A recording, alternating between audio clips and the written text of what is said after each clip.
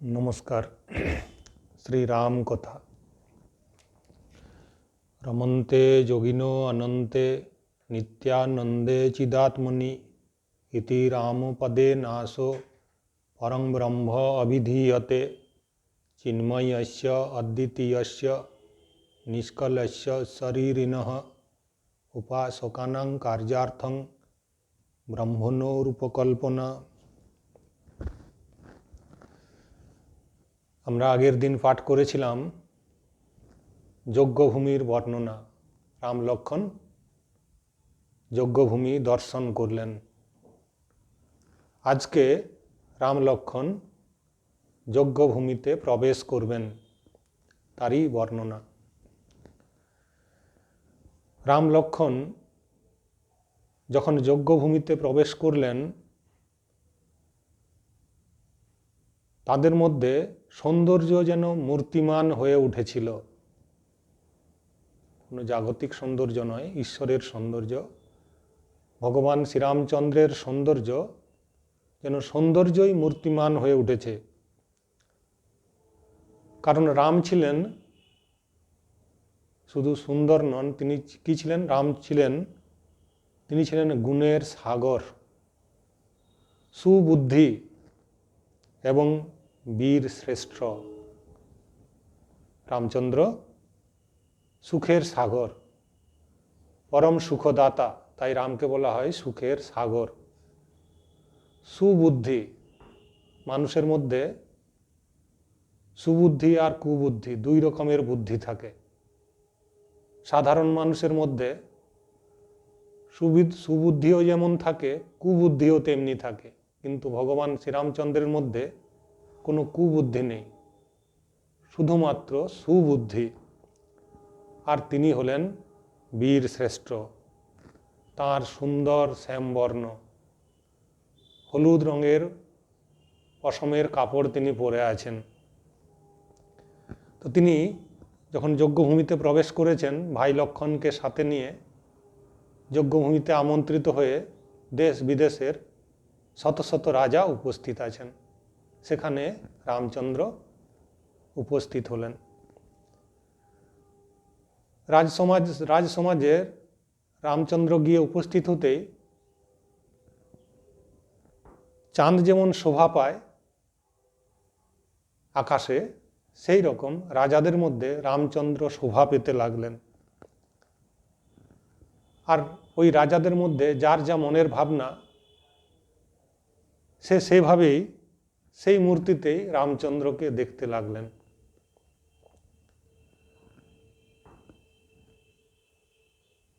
সংগ্রামে স্থিতদি যারা বীর রাজা, তারা কি দেখলেন রামচন্দ্রের মধ্যে?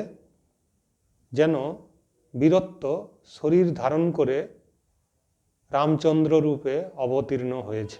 বীর রাজারা রামচন্দ্রকে এইভাবে দেখলেন। কুটিল যেসব রাজা কুটিল রাজা ছিলেন, তারা কি হলেন? তারা ভয়ানক ভীত হলেন। তাদের মনে হলো ভয়ানক মূর্তি যেন পরিগ্রহ করে রামরূপে এই যজ্ঞভূমিতে প্রবেশ করলেন। আর যে সমস্ত অসুরেরা সীতাকে পাবার জন্য কপট রাজার রূপ ধারণ করে কপট বেশ ধরে ওই যজ্ঞভূমিতে উপস্থিত হয়েছিল, তারা প্রভু রামচন্দ্রকে দেখল মহাকাল শিব রূপে, অর্থাৎ যিনি কালকেও গ্রাস করেন, মহাকাল শিব রূপে।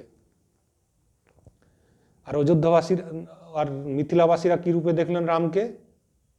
না, মিথিলাবাসীরা দেখলেন যেন চোখ জোড়ানো নরভূষণ। নরের মধ্যে যেন এই যে এত রাজা উপস্থিত আছেন, সেই রাজাদের যেন অলঙ্কার হলেন এই শ্যামবর্ণ রামচন্দ্র। তারা দেখলেন এবং তাদের চোখ জুড়িয়ে গেল মিথিলাবাসীদের, যারা ওই যজ্ঞভূমিতে উপস্থিত ছিলেন। এবং অজান্তেই তাদের মনে রামচন্দ্রের প্রতি শ্রদ্ধা, ভালোবাসা, প্রীতি জন্মালো। আর পুরো নারীরা কী রূপে রামচন্দ্রকে দেখছিলেন? তারা দেখছিলেন যেন পরম সুখী রাম রূপে এই যজ্ঞভূমিতে প্রবেশ করলেন। ওই যজ্ঞভূমিতে যেসব পণ্ডিত ছিলেন, যারা যজ্ঞ সম্পাদন করছিলেন,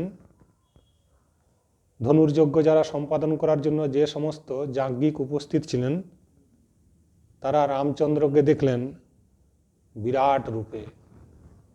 বিরাট রূপে রামচন্দ্রকে দেখলেন রামচন্দ্রের কি 4 বহু হাত, পা, চোখ, মাথা। রামচন্দ্রের তারা পণ্ডিতেরা দেখলেন রামচন্দ্রকে বিরাট রূপে, যার বহু চোখ, বহু হাত, বহু মাথা। আর জনকের স্বজনেরা, সীতার যারা জ্ঞাতি আত্মীয়, তারা কি দেখলেন? তারা রামচন্দ্রকে দেখলেন প্রিয়জন রূপে। যজ্ঞভূমিতে রাম লক্ষ্মণ মুনি বিশ্বামিত্রের সাথে উপস্থিত হয়েছেন। আর জনকের স্ত্রীরা কি রূপে দেখলেন? না, রামচন্দ্রকে পুত্র রূপে দেখলেন। অথচ রামচন্দ্রকে এর আগে তারা কোনোদিনই দেখেননি, কিন্তু অজান্তে তাদের পুত্র স্নেহ রামের প্রতি ধাবিত হচ্ছিল। সেই প্রীতি পুতিকার, বাল্মীকি পুতিকার বলছেন, সেই প্রীতি বর্ণনার অসাধ্য, সেই প্রীতি বর্ণনা করা যায় না। আর যোগীরা তাকে দেখলেন, যে সমস্ত সাধক পথের যে যোগী যারা উপস্থিত ছিলেন, তারা দেখলেন শান্ত, সমাহিত, মূর্তিমান, প্রেমী যেন রাম রূপে এই যজ্ঞভূমিতে উপস্থিত হয়েছেন। হরিভক্তরা তাকে কি রূপে দেখলেন? যারা হরির ভক্ত, ভগবানের ভক্ত, রামের ভক্ত, তারা দেখলেন কি না, হরিভক্তরা দেখলেন তাদের ইষ্ট রূপে, তাদের সুখদাতা রূপে রামচন্দ্রকে। সব থেকে গুরুত্বপূর্ণ, সীতা দেবী রামচন্দ্রকে দেখলেন এবং তার হৃদয়ে তিনি যা অনুভব করলেন তা তিনি প্রকাশ করতে পারছিলেন না। যেমন ভাবেই তিনি রামচন্দ্রকে দেখছেন, যে দেখে যেন রামচন্দ্রকে দেখে সীতার যেন তার মনের আকুতি মিটছে না। অর্থাৎ অনেক দিন পরেই ভগবানের সাথে তার শক্তির মিলন হচ্ছে, সেই জন্য তার শক্তি, সীতা দেবী সাক্ষাৎ লক্ষ্মী, তিনি তার আবেগকে সংবরিত করতে পারছেন না। শিবের সাথে শক্তির মিলন হচ্ছে, অর্থাৎ ভগবানের সাথে ভগবত শক্তির মিলন, প্রথম দর্শন। সেই জন্যই রামচন্দ্র সীতা দেবীকে দর্শন করে আকুলিত হচ্ছেন, তেমনি সীতা দেবীও রামের সাথে মিলিত হওয়ার জন্য ব্যাকুল হচ্ছেন। এই নয়ন মনোহর মূর্তি দেখে ওই যজ্ঞভূমিতে সবাই যেন মুগ্ধ হলো, আকৃষ্ট হলো। তার রূপের বর্ণনা, রামচন্দ্রের রূপের বর্ণনা আমরা আগেই দিয়েছি। এই যজ্ঞভূমি রচনাও হয়েছিল খুব সুন্দর, এবং রাজারা এই যজ্ঞভূমিকে দেখে, এবং যারা রামচন্দ্রের প্রতি ভক্ত রাজা, তারা রামচন্দ্রকে দেখে এবং যজ্ঞভূমিকে দেখে খুবই আনন্দিত হতে লাগলেন। এই মঞ্চ যে তৈরি হয়েছিল যজ্ঞভূমির কাছে, তার মধ্যে একটি উঁচু সুন্দর স্বর্ণ নির্মিত মঞ্চ ছিল। প্রত্যেক মঞ্চই স্বর্ণ নির্মিত ছিল, কিন্তু একটি মঞ্চ ছিল উঁচু। সেই উঁচু মঞ্চের উপর মহর্ষি বিশ্বামিত্রের সাথে রাম লক্ষ্মণ দুই ভাইকে নিয়ে গিয়ে বসালেন রাজর্ষি জনক। রামচন্দ্রকে দেখে, এতক্ষণ তো আমরা দেখলাম রামচন্দ্রকে কে কী রূপে দেখলেন, কিন্তু প্রভুকে দেখে, অর্থাৎ রামচন্দ্রকে দেখে কিছু রাজা মনে মনে নিরাশ হলেন। কেন নিরাশ হলেন? না, তারা সীতা দেবীকে লাভ করার জন্য হরধনু ভঙ্গ করে সীতা দেবীকে লাভ করবেন এই বাসনা নিয়ে এসেছিলেন, কিন্তু রামকে দেখে তাদের মনে সেই নিরাশার উদ্রেক হলো যে আমাদের পক্ষে তা সম্ভব নয়, এই বীর বালকের পক্ষেই তা সম্ভব। আর যেন আকাশে যেমন চাঁদ উঠলে তারাদের উজ্জ্বলতা ম্লান হয়ে যায়, সেই রকম এই রাজসভাতেও রামচন্দ্র যখন এসে উপস্থিত হয়েছেন, অন্যান্য রাজারা যেন ম্লান হয়ে গেছেন। ওই রাতের আকাশে চাঁদ ওঠার পর তারাদের ম্লান হওয়ার মতোই। আবার কেউ কেউ কোনো কোনো রাজা ভাবছেন যে রাম শিবের দেওয়া এই ধনুক না ভাঙলেও সীতা এই রামকেই বরমালা দেবেন। এইসব বিভিন্ন কথা ভাবতে ভাবতে এইসব রাজাদের মধ্যে যেসব রাজারা ছিলেন অহংকারী, তারা বললেন যদি এই বালক ধনুক ভাঙেও তাও আমরা সীতার সাথে এর পরিণয় হতে, বিবাহ হতে দেব না, কারণ আমরা যুদ্ধ করে সীতাকে জয় করে নিয়ে যাব, এই বালকের পক্ষে আমাদের আটকানো সম্ভব নয়। এইভাবে বিভিন্ন জন যে যেভাবে যার যা মনের ভাবনা সে সেভাবে ভাবতে লাগলো। আর কিছু রাজা যারা সৎকার সম্পন্ন রাজা ছিল, তারা কি দেখলো রামচন্দ্রকে? জগত পিতা রঘুপতি হি বিচারি, ভরি লোচন ছবি লেহু নিহারি। ভক্ত রাজা যারা, তারা দেখলো রামকে জগৎ পিতা রূপে, জগত পিতা রঘুপতি বিচারি, জগৎ পিতাই রঘুপতির রূপ ধারণ করে এই যজ্ঞভূমিতে এসেছেন। কি করবে তাহলে তাকে, যদি জগৎ পিতা এই যজ্ঞভূমিতে এসে পৌঁছেছেন? সংস্কার সম্পন্ন ভক্ত রাজা তখন কি ভাবছেন এবং তার নিজেদের মধ্যে কি আলোচনা করছেন? না, ভরি লোচন ছবি লেহু নিহারি, এই রূপ, এই রাম রূপ, এই সুখদাতা রাম রূপ নয়ন ভরে দেখে নাও। লোচন ছবি লেহু নিহারি, এই ছবি, এই মূর্তি নয়ন ভরে দেখে নাও। কি হবে তাহলে? সুখদ সুন্দর সকল গুণ রাশি, এ দেউ বন্ধু শম্ভ উরবাসী। যিনি সুন্দর সুখদ এই রাম, যিনি শিবের হৃদয়ে সদা বাস করেন। রামের নিবাস কোথায়? না, শিবের হৃদয়ে। সেই শিবের হৃদয় নিবাসী রামকে তোমরা লোচন ভরে দেখে নাও। যেসব ভক্ত রাজা ছিলেন উপস্থিত, তারা এটি করতে লাগলেন। আবার তারা এটিও বলতে লাগলেন, কি বলতে লাগলেন? সুধা সমুদ্র সমীপ বিহায়ু, সুধারূপ সমুদ্র সামনেই আছে, তাকে ফেলে মৃগজলু নিরখি মরহু কত ধায়ু।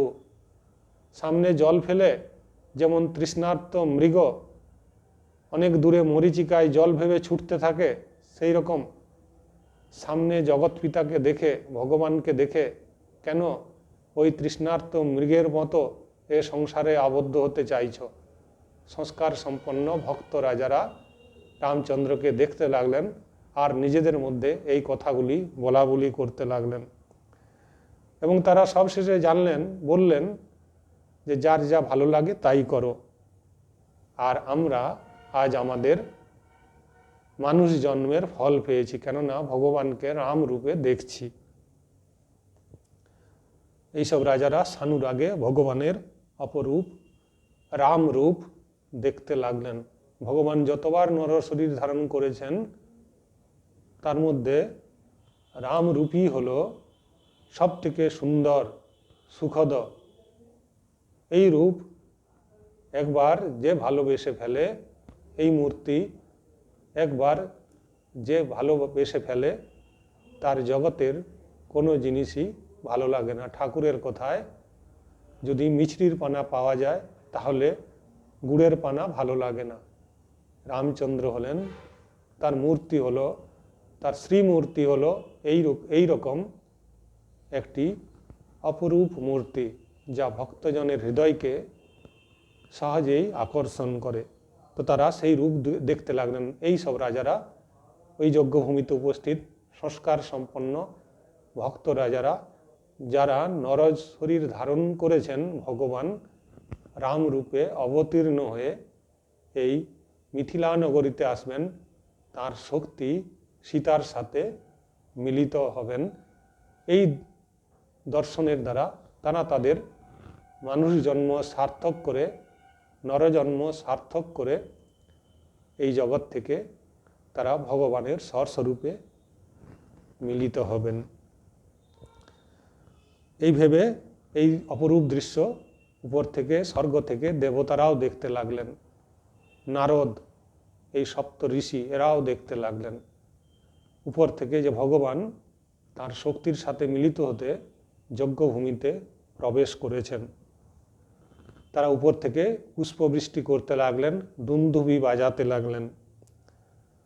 এই সময় শুভ মুহূর্ত দেখে রাজা জনক সীতা দেবীকে যজ্ঞভূমিতে নিয়ে এলেন। যজ্ঞভূমিতে নিয়ে আসা হলো সীতাকে। সীতা দেবী যখন এসে যজ্ঞভূমিতে প্রবেশ করলেন, পুথিকার বলছেন সীতা দেবীর রূপ, সীতা দেবী তার ভুবনমোহিনী মায়াতে সমস্ত জগৎকেই তিনি ভোলাতে পারেন। সেই সীতা দেবীর রূপের কাছে রামচন্দ্রের রূপও ম্লান হয়ে যাচ্ছে। পুথিকার বলছেন সীতা দেবীর রূপের কাছে রামচন্দ্র, কারণ কি না, সীতা হলেন জগন্মাতা, রূপ আর গুণের আকর। সমস্ত জগতের সৌন্দর্য এবং গুণরাশি তার থেকেই সৃষ্টি হয়েছে। সেই সৃষ্টি করতে সীতা দেবী যখন যেখানে যান বা পৌঁছান, সেখানে তো অন্য সমস্ত কিছুই ম্লান হয়ে যায়। সেই জন্য অন্যান্য রাজার সীতার বর্ণনায় পুথিকার বলছেন, আমি কবি হয়েও কবির অপযশ নিতে চাই না, কারণ সীতার রূপের বর্ণনা করা আমার মতো কবির পক্ষে, মহর্ষি বাল্মীকি বলছেন, আমার মতো কবির পক্ষে সম্ভব নয়।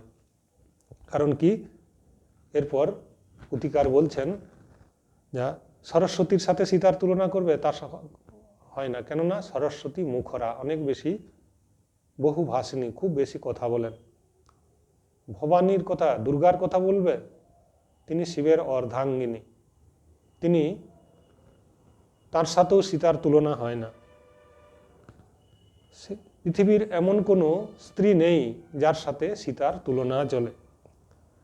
তিনি, তার যদি লাবণ্য সুধা সমুদ্র রূপ কচ্ছপ হয়, দিব্যরূপ কচ্ছপ হয়, লাবণ্য যদি সুধা সমুদ্র হয়, আর শোভা যদি দড়ি হয়, শৃঙ্গার রস যদি মন্দার পর্বত হয়, এবং নিজে হাতে সমুদ্র মন্থন করেন কামদেব, এভাবে যদি সৌন্দর্য উৎপন্ন হয়, সেই সৌন্দর্য সীতার সৌন্দর্যের কাছে ম্লান হয়ে যাবে। সীতার সখীরা সীতাকে রাজ যজ্ঞভূমিতে নিয়ে এসে উপস্থিত হয়েছেন। সীতার অঙ্গে বিভিন্ন অলঙ্কার শোভিতা,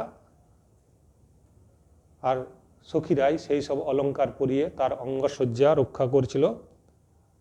দেবতারাও দেবী সীতা দেবীকে দেখে উপর থেকে ফুল বর্ষণ করতে লাগলেন, আনন্দে দুন্দুভি বাজাতে লাগলেন। স্বর্গের অপ্সরারা মাতৃসঙ্গীত, ভক্তি বিষয়ক সঙ্গীত গাইতে লাগলেন। আর সীতা দেবী সস্মিত চকিত নয়নে ভগবান রামচন্দ্রকে ওই বেদির উপর উপবিষ্ট দেখলেন। ভগবানকে প্রথম দর্শন হলো এই জন্মে তারা রাম আর সীতা রূপে অবতীর্ণ হয়েছেন। কিন্তু ভগবান ভগবতী হলেও তারা জাগতিক বিষয়ে অত্যন্ত সচেতন ছিলেন, সেই জন্য তিনি লজ্জায় একটু সংকুচিত হলেন। আর রাম আর সীতার রূপকে দেখে ওই যে যজ্ঞভূমিতে যে সব নরনারী উপস্থিত ছিলেন, বিশেষত কুটিল রাজারা এবং কপট রাক্ষসেরা যারা রাজার রূপ ধারণ করেছিল, তারা ছাড়া সবাই যেন আনন্দে মোহিত হয়ে রাম সীতার প্রতি আকৃষ্ট হতে লাগলেন। ভগবানের আকর্ষণ, ঠাকুরের কথায় তিনি ভেলকি লাগিয়ে দেন। ভগবান তার দিকে যখন ভক্তকে আকর্ষণ করেন, তখন ভক্ত তার অজান্তেই ভগবানের দিকে আকর্ষিত হয়। তো এই রাম আর সীতাকে দেখে ওই যজ্ঞভূমির সকলেই যেন নিস্তব্ধ হলেন। তারা মনে মনে প্রার্থনা করলেন, ভগবানের কাছে প্রার্থনা করছেন, হে বিধাতা, তুমি রাজা জনকের জিদ দূর করো। রাজা জনক জিদ করেছিলেন যে যদি কেউ হরধনু ভঙ্গ করতে না পারে তবে তিনি সীতাকে তার সাথে বিবাহ দেবেন না। কিন্তু রামকে দেখে ওই পুরবাসীদের মনে মনে প্রার্থনা করতে লাগছেন ভগবানের কাছে যে রাজা জনকের মন থেকে জিদ দূর করো। যদি এই কিশোর বালক হরধনু ভঙ্গ করতে নাও পারে তাও যেন রাজা জনক সীতার সাথে এই কিশোরের বিবাহ সম্পন্ন করেন। এরপর রাজা জনক তার বিভিন্ন আমাত্যদের ডেকে ওই হরধনুকে নিয়ে এলেন ওই যজ্ঞভূমিতে। 5000 লোক বহন করে নিয়ে এলো সেই হরধনুক।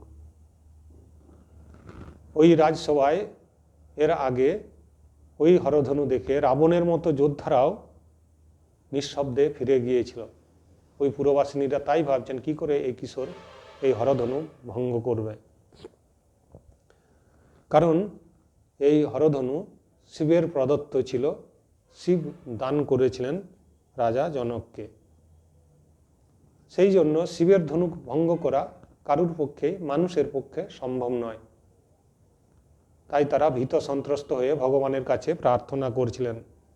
আবার কেউ কেউ মনে ভাবছিলেন যে না, এই বালকের পক্ষে, এই কিশোরের পক্ষে তা সম্ভব। এরপর রাজা জনক একে একে সমস্ত রাজাকে আমন্ত্রিত করছেন। সব রাজা এসে ওই হরধনু তো ভঙ্গ করা দূরের কথা, এসে ধনুককে একটু নাড়াতেও পারছেন না। তখন রাজা জনক উঠে দাঁড়িয়ে বলছেন, তাহলে কি আমার কন্যা সীতা অবিবাহিতই থেকে যাবে? এই সময় মহর্ষি বিশ্বামিত্র তিনি রামচন্দ্রকে আজ্ঞা দিলেন, যাও, সময় হয়েছে এই ধনুক ভঙ্গ করার। রামচন্দ্র কি করলেন? শুনি গুরু বচন চরণ শিরু নারা, হরসু বিদাসু করকুচু উরু আরা। রামচন্দ্র মহর্ষি বিশ্বামিত্রের চরণে প্রণত হয়ে হরধনুর দিকে, ওই ধনুকের দিকে এগিয়ে গেলেন। রামচন্দ্র যখন ধনুকের কাছে এসে উপস্থিত হলেন, তিনি তাকে দেখে তখন মনে হচ্ছে মহা তেজস্বী, যেন সূর্য রামরূপে ওই ধনুককে ভঙ্গ করার জন্যই ওই যজ্ঞভূমিতে উপস্থিত হয়েছেন। তখন রামচন্দ্র বাম হাতে ধনুককে তুলে ডান হাত দিয়ে ধনুকের ছিলাকে টেনে ধনুককে ভঙ্গ করলেন। সেই শব্দে চারিদিক প্রকম্পিত হলো, আর দেবতারা শোকরহিত হয়ে, আর শোকরহিত কেন না, দেবতাদের মনেও শঙ্কা ছিল যে হরধনু ভঙ্গ করা সম্ভব নয়। কিন্তু রামচন্দ্র যখন হরধনু ভঙ্গ করলেন তখন দেবতারাও আনন্দে পুষ্পবর্ষণ করতে লাগলেন। আর ওই যজ্ঞভূমিতে ওই যে সব ভক্ত রাজারা ছিলেন তারা সানুর আগে ভগবান রামচন্দ্রের চরণ বন্দনা করে যে যার আসনে গিয়ে উপস্থিত হলেন। রামচন্দ্রের পক্ষে কি হরধনু ভঙ্গ করা এতই জটিল ছিল? পুথিকার এখানে লিখছেন, সহজহি চলে সকল জগ স্বামী, মত্ত মঞ্জু বর কুঞ্জর গামী, চলত রাম সব পুরনর নারী, পুলক পুরীতন ভয়ে সুখারী। সমস্ত জগতের যিনি আকর আধার, সমস্ত বিশ্ব ব্রহ্মাণ্ড যার সৃষ্টি, তার পক্ষে কি কোনো কাজ অসম্ভব? কোনো কাজই অসম্ভব নয়। জগতের স্বামী ইচ্ছে করলে এই বিশ্ব ব্রহ্মাণ্ডকেও মাটির হাড়ির মতো ভেঙে দিতে পারেন, আবার খনিকে ভাঙতে পারেন, খনিকে গড়তে পারেন।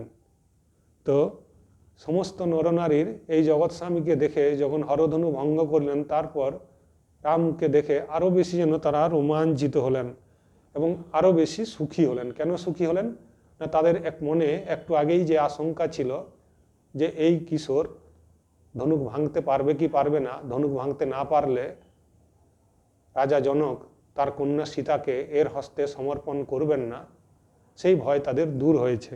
সেই জন্য তাদের আরও সুখ বৃদ্ধি হয়েছে। এরপর রামচন্দ্র মনে মনে তার পিতামাতাদের প্রণাম করে, ভগবান গণেশকে প্রণাম করে তিনি তার আসনের উপরে গিয়ে উপবিষ্ট হলেন। মাতা সীতা দেবী তিনি তার ওই বরমালা এসে ভগবান রামচন্দ্রের কণ্ঠে গলায় পরিয়ে দিলেন। ভগবানের সাথে তার শক্তির মিলন ঘটল। ওই একটু আগে আমরা বললাম যখন হরধনু ভঙ্গ হলো তখন দিক বিদিক সমুদ্র যেন কম্পিত হয়ে উঠল। এমন শব্দে অনেক দূরে পর্যন্ত সেই শব্দে যেন চারিদিক ভীত সন্ত্রস্ত হলো। জঙ্গলের জানোয়ারেরাও সেই শব্দের ভয়ে দিক বিদিক ছুটতে লাগলো। কিছু অনেক মুনি ঋষিরা যারা ধ্যান করছিলেন তারাও ওই শব্দেতে তাদের ধ্যান ভঙ্গ হলো।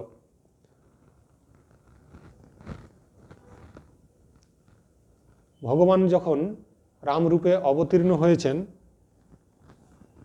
সেই রামরূপ কি হলো? সেই রামরূপ হলো, পুথিকার এখানে বলছেন, ভগবান যে এই যে একটু আগে হরধনু ভঙ্গ করে এই যে তার আসনের উপর উপবিষ্ট হয়েছেন, উপবিষ্ট হয়ে তিনি তার যে সৌন্দর্য প্রকাশিত হচ্ছে, সেই সৌন্দর্যের সাথে কেন সৌন্দর্য আরও বেশি প্রকাশিত হচ্ছে না, ভগবানের সাথে তার শক্তির মিলন হয়েছে, দুজনের সৌন্দর্য মিলিত হয়েছে, সেই জন্য সেই সৌন্দর্য যেন আরও বেশি প্রকাশিত হচ্ছে।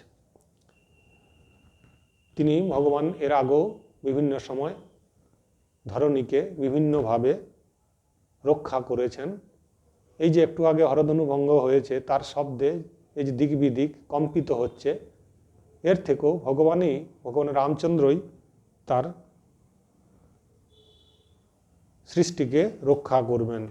সেই শব্দ শুনে অনেক দূরে মহামুনি পরশুরাম সাধনা করছিলেন, সেই তিনি এই শব্দে তার ধ্যান ভঙ্গ হলো।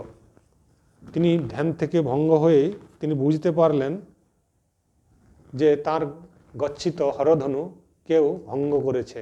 কে এমন শক্তিশালী, কে এমন বলশালী, তিনি তাকে শিক্ষা দেওয়ার জন্য যেন উপস্থিত হলেন রাজা জনকের দরবারে। রাজা জনকের দরবারে মহামুনি পরশুরাম উপস্থিত হয়েছেন। রামচন্দ্র, যিনি সব সময় গুরুদের শ্রদ্ধা করে থাকেন, মহামুনি পরশুরামকে দেখেই তিনি প্রণত হলেন। প্রণত হয়েই জোড়হাত করে পরশুরামের কাছে বলছেন, মুনি আমি রাম। এই রাম কথা শুনেই পরশুরাম আরও বেশি রেগে উঠলেন। তিনি বলে উঠলেন, ক্ষত্রিয়াধম। রামচন্দ্রকে মুনি পরশুরাম বলছেন, ওরে ক্ষত্রিয়াধম, ক্ষত্রিয়ের অধম, তুই আমার সমান রাম নাম ধারণ করে পৃথিবীতে বিচরণ করছিস? যদি তুই বাস্তবিকই ক্ষত্রিয় তবে আমার সাথে যুদ্ধ কর। শিবের দেওয়া একটি ধনুক ভঙ্গ করে, জীর্ণ শীর্ণ ধনুক ভঙ্গ করে তুই মনে করছিস আমি পৃথিবীর সব থেকে অপরাজেয় ব্যক্তি, এই আত্মশ্লাঘা তুই বন্ধ কর। তুই দিয়ে তিনি সম্বোধন করছেন। খুব রেগে গিয়েছেন উনি পরশুরাম। সেই পরশুরাম তাকে বলছেন, পরশুরাম ছিলেন 21 বার পৃথিবীকে ক্ষত্রিয় শূন্য করেছিলেন। একটি আলাদা বিষয়, বিস্তারিত এখানে বলার সুযোগ নেই। এই পরশুরাম তিনি এই ধনুক ভঙ্গের শব্দে যে তার নিজেরই অহংকার বিদীর্ণ হয়েছে, সেই জন্য তিনি এসে রামচন্দ্রকে কটু বাক্য বলছেন এবং নিজের ধনুক দেখিয়ে বলছেন, তুই এই হরধনু ভঙ্গ করেছিস ঠিক আছে, এর জন্য আত্মশ্লাঘা করিস না। আমার যে এই যে বিষ্ণু ধনুক, এই ধনুকে তুই যদি যা রোপণ করতে পারিস, অর্থাৎ তবে আমি তোর সাথে যুদ্ধ করব, নতুবা এই মুহূর্তেই আমার কুঠার দ্বারা আমি তোকে ধ্বংস করে ফেলব। পরশুরামের হাতে থাকতো ধনুর্বাণ আর কুঠার। তিনি বলছেন এই কুঠারের দ্বারা আমি তোকে ধ্বংস করে ফেলব। আর তার মুখ থেকে এমন সব বাক্য নির্গত হচ্ছিল পরশুরামের মুখ থেকে যে পৃথিবী বারংবার কম্পিতা হচ্ছিল। পরশুরামও ছিলেন ভগবানের দ্বাদশ অবতারের এক অবতার। এই ভগবান রামচন্দ্রের শক্তিতেই পরশুরাম রূপে অবতীর্ণ হয়েছিলেন। তিনি ভগবান বিষ্ণুর ধ্যান করেছিলেন এবং তিনি ভগবানের অংশত্ব দাবি করেছিলেন। আমাদের সে আলোচনা এখানে নয়। তিনিও দশাবতারের এক অবতার।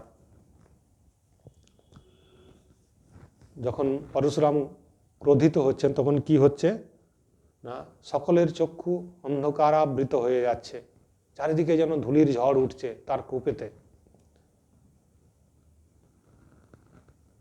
এই সময় রামচন্দ্র দেখলেন যে সবাই যখন ভীত সন্ত্রস্ত হচ্ছে, রামচন্দ্র পরশুরামের প্রতি তখন রসপূর্ণ দৃষ্টিতে দৃষ্টিপাত করে তার হাত থেকে ধনু নিয়ে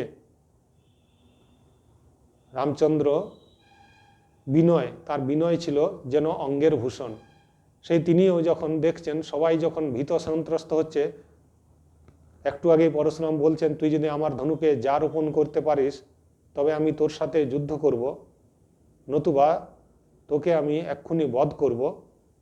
এই ভীত সন্ত্রস্ত অবস্থায় যখন ওই মিথিলাবাসীরা, ওই যজ্ঞ সভায় উপস্থিত সকলেরা ভীত সন্ত্রস্ত হচ্ছেন আর চারিদিকে যেন পরশুরামের কোপেতে ধুলির ঝড় উঠছে, সেই সময় তাদেরকে সেই ভীত সন্ত্রস্ত দূর করার জন্যই ভগবান রামচন্দ্র কঠোরভাবে বললেন পরশুরামের কাছে গিয়ে, এবং হাত থেকে সজোরে ধনুক ছিনিয়ে নিয়ে, ওই বৈষ্ণব ধনুক ছিনিয়ে নিয়ে তিনি তাতে যা রোপণ করে তার নিজেরই তুনির থেকে একটি বাণ নিয়ে বলছেন, এবার বলো পরশুরাম এই বাণ কোথায় ফেলবো, আমার বাণের শক্তি অমোঘ। যা রোপণ করা তো তিনি করলেনই, এবং তার থেকে যে তিনি তীর ছুড়বেন, বাণ ছুড়বেন, সেই বাণ অভোগ। এ বাণ কখনো ব্যর্থ হতে পারে না। অতএব এই বাণের লক্ষ্য আপনি নির্ধারণ করুন। এই বাণের লক্ষ্য হোক আপনার পুণ্য দ্বারা অর্জিত লোক অথবা আপনার চরণ যুগল, এই দুটির মধ্যে কোন জায়গাকে আমি এই বাণ দ্বারা বিদ্ধ করব। তিনি বলছেন বলুন আমি এই বাণকে নিক্ষেপ করব কোথায়, আপনার আশ্রিত, আপনার অর্জিত পুণ্যলোক না আপনার চরণ কমল, আমার আজ্ঞায় শীঘ্র বলুন। অতঃপর আপনি এই লোক অথবা পরলোক কোথাও যাইতে সমর্থ হইবেন না। অর্থাৎ রামচন্দ্র এই বাণের দ্বারা তার পুণ্য অর্জিত লোককেও নিয়ে নেবেন, আর যদি চরণে বাণকে নিক্ষেপ করেন সেইখানেই তিনি পরশুরাম আবদ্ধ হয়ে যাবেন, আর কোথাও তিনি যেতে পারবেন না। অতঃপর আপনার প্রতি আমার কি কর্তব্য অবশেষ রহিয়াছে তাহা শীঘ্র বলুন। শ্রীরামচন্দ্র এই প্রকার বলিবার পর ভৃগুনন্দন পরশুরামজির মুখ মলিন হয়ে গেল। তিনি বুঝতে পারলেন যে রাম কোনো সাধারণ ব্যক্তি নন, তিনি তার ভুল বুঝতে পারলেন। তখন বললেন এবং তার তপস্যার দ্বারা অর্জিত পুণ্যফলের দ্বারা বুঝতে পারলেন যে ভগবানই রামরূপে অবতীর্ণ হয়েছেন। তিনি বললেন, হে রাম, হে রাম, হে মহাবাহ। তিনি রামের স্তুতি করছেন এইভাবে, হে রাম, হে রাম, হে মহাবাহ, আমি জানি আপনি সাক্ষাৎ পরমেশ্বর, আপনি সংসারের উৎপত্তি, স্থিতি ও লয়ের কারণ, পুরাণ পুরুষ ভগবান বিষ্ণু। বাল্যকালে আমি তপস্যার সময়ে বিষ্ণু ভগবানের আরাধনা করিবার জন্য পবিত্র চক্রতীর্থে গমন করিয়া প্রতিদিন অনন্য চিত্তে তপস্যার দ্বারা নারায়ণ ভগবান বিষ্ণুর প্রসন্নতা সম্পাদন করিয়াছিলাম। তখন হে রঘুশ্রেষ্ঠ, শঙ্খচক্র গদাধারী প্রসন্নবদন দেবেশ্বর কৃপা করিয়া আমাকে বলিয়াছিলেন, হে ব্রাহ্মণ, আমি তোমার তপস্যায় সন্তুষ্ট হইয়াছি। তুমি এখন তপস্যা ত্যাগ করিয়া উত্থিত হও। তুমি যে উদ্দেশ্যে কষ্টকর তপস্যা করিয়াছ, সেই পিতৃঘাতী হইয়াই শ্রেষ্ঠ কার্তবীর্যকে আমার চিদংশ হইয়া বধ করো এবং একবিংশতিবার সমস্ত ক্ষত্রিয়গণকে ধ্বংস করো। কার্তবীর্যকে বধ করার জন্য পরশুরাম এক ভয়ানক তপস্যা করেছিলেন। সেই তপস্যার দ্বারা তিনি ভগবান বিষ্ণুর দর্শন লাভ করে তার দ্বারাই আশীর্বাদ প্রাপ্ত হয়ে তারই চিদ অংশ হয়ে তিনি 21 বার এই পৃথিবীকে ক্ষত্রিয় শূন্য করেছিলেন। পরের শনিবার পরশুরাম কর্তৃক ভগবান শ্রীরামচন্দ্রের স্তুতি। ওম রামায় রামচন্দ্রায় রামভদ্রায় বেধসে রঘুনাথায় নাথায় সীতয়া পতয়ে নমঃ।